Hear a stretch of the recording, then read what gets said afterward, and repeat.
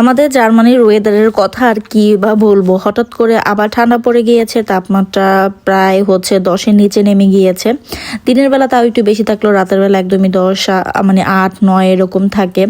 তাই ভাবলাম যে যেহেতু ঠান্ডা ঠান্ডা পড়েছে একটু খিচুড়ি রান্না করা যাক। তো যেহেতু ফ্রিজে গরুর মাংস রান্না করাই ছিল, তো আমি এদিকে কিছুটা মুগ ডাল ভেজে নিয়েছিলাম, পরে মসুরি ডাল আর চাল মিক্স করে নিলাম। তো ওইটা দিয়ে আজকে একসাথে মিক্স করে খিচুড়ি রান্না করব, সাথে আর কিছুই করবো না, যেহেতু গরুর মাংসটা ছিল ওইটাই একসাথে মিক্স করে দিব। তো প্রথমে আমি একটা প্যান বসিয়ে দিলাম, পরিমাণ মতো তেল দিয়ে তেলটা একটু গরম হয়ে আসলে পেঁয়াজ কাঁচামরিচ দিয়ে দিব। তো জাস্ট ফাঁকিবাজি রান্না, আমারও আর কিছু রান্না করা লাগলো না, যেহেতু গরুর মাংস রান্না করা ছিল, একটু ভাজি করতে হতো, তারপর আবার একটু ডালও রান্না করতে হতো, ভাত রান্না করতে হতো।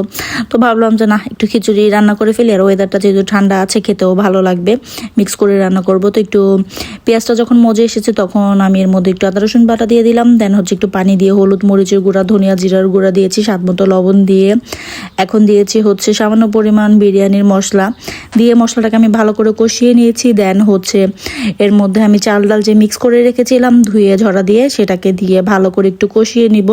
তো চুলার আঁচটা আমি একদমই কমিয়ে দিয়েছি। এই প্যানগুলির মধ্যে না রান্না করলে দেখা যাচ্ছে যে আঁচটা যদি একটু বাড়িয়ে দিই তাহলে নিচে লেগে যায়, আর একদম যদি মিডিয়াম হিটে রান্না করি তাহলে আর নিচে লাগে না।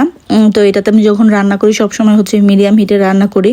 তো প্রথমে কিছুটা আমি মাংস দিয়ে মিক্স করে নিলাম, পরে ভেবেছিলাম যে অতটুকু রেখে দিব, পরে ভাবলাম না পুরোটাই দিয়ে দিয়ে আমি ভালো করে মিক্স করে নিচ্ছিলাম। তো পরে এর মধ্যে আমি পানি মেপে রেখেছিলাম, ওই অনুযায়ী পানি দিয়ে দিয়েছি। তো আমি চাল ডাল মিলিয়ে আমার 3 কাপের মতো হয়েছিল। তো আমি এখানে 4.5 কাপ 3.5 কাপ পানি দিয়েছি, 1.5 গুণ পানি। তো একটু পরপর নেড়ে দিচ্ছিলাম যাতে নিচে না লেগে যায়। ওই যে দেখুন অল্প একটু মাংস রেখেছিলাম, কিন্তু পরবর্তীতে অতটুকু দিয়ে দিয়েছি, মনে হচ্ছিল যে না রাখার কোনো প্রয়োজন নেই, দিলেই ভালো লাগবে। তো আমি একটু পরপর মিক্স করে দিচ্ছিলাম। আর এই খিচুড়িটা হতে তো একদমই কম টাইম লাগে, আমাদের এই চালটা তো উইদিন 15-20 মিনিটের মধ্যেই হয়ে যায়। তো আমি একটু পরপর নাড়াচাড়া করে এর মধ্যে একটু ভাজা জিরার গুঁড়া দিয়ে দিলাম।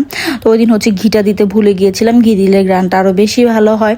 কিন্তু বিশ্বাস করেন খিচুড়িটা খেতে এত ভালো হয়েছিল। তো হঠাৎ করে বাসায় রান্না করা মাংস দিয়ে রান্না করার পরেও যে খিচুড়িটা এত ভালো হবে আমি বুঝতে পারিনি, আমার কাছে বেশ ভালো লেগেছে। তো সাজালের বাবাও বলতেছিল যে অনেক মজা হয়েছে। তো সাথে আমি বরাবরের মতো সালাদ কেটে নিয়েছি, আর সাজাল তো গ্রানেই বলতেছিল আম্মু গ্রানটা খুবই ভালো লাগতেছিল। তো এই তো দুপুর হয়ে গিয়েছে, খাবারের টাইম হয়ে গিয়েছে, আমি খাবার বেড়ে নিচ্ছিলাম।